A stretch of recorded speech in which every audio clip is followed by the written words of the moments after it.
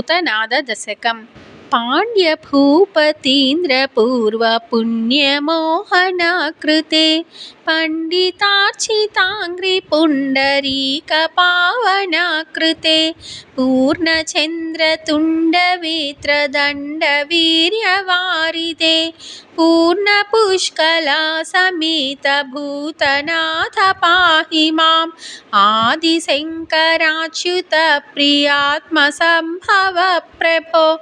आदिभूतनाथ साधु भक्त चिन्तित प्रदा भूतिभूष वेद घोष पारितोष शाश्वता पूर्णपुष्कला समेत भूतनाथ पाहि माम् पंचबाणकोटिकोमलाकृते कृपानिधे पंचगव्यपायसान्नपानकादिमोदका पंचभूतसञ्चय प्रपञ्चभूतपालका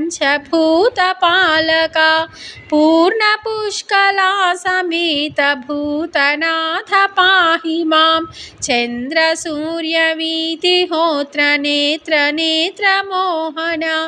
सान्द्रसुन्दरस्मितार्धकेसरीन्द्रवाहना इन्द्रवन्दनीय पादसाधुवृन्दजीवना पूर्णपुष्कला समेत भूतनाथ पाहि माम् वीरबाहुवर्णनीय वीर्यशौर्यवारिधे वारिजासनादिदेव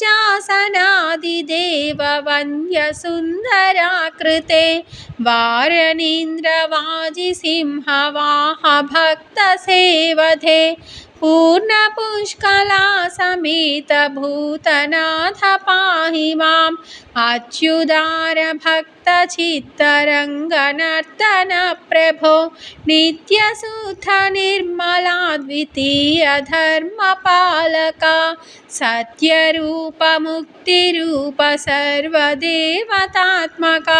पूर्णपुष्कला समेत भूतनाथ पाहि माम् सामगानलोल शान्तशीलधर्मपालका सोमसुन्दरस्य साधु पूजनीय पादका सामदानभेददण्डशास्त्रनीतिबोधका पूर्णपुष्कला समेत भूतनाथ पाहि माम् सुप्रसन्न देवदेव सद्गतिप्रदायका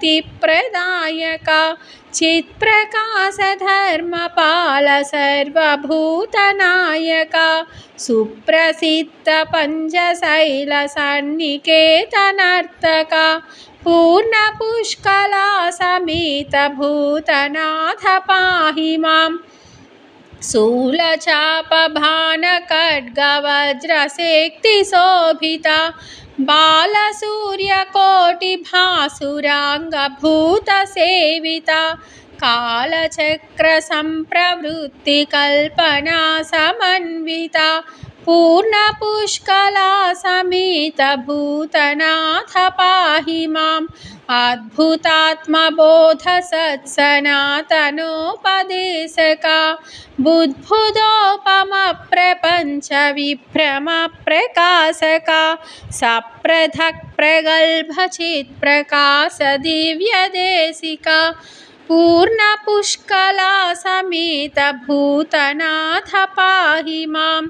इति श्री भूतनाद दशकं सम्पूर्णम्।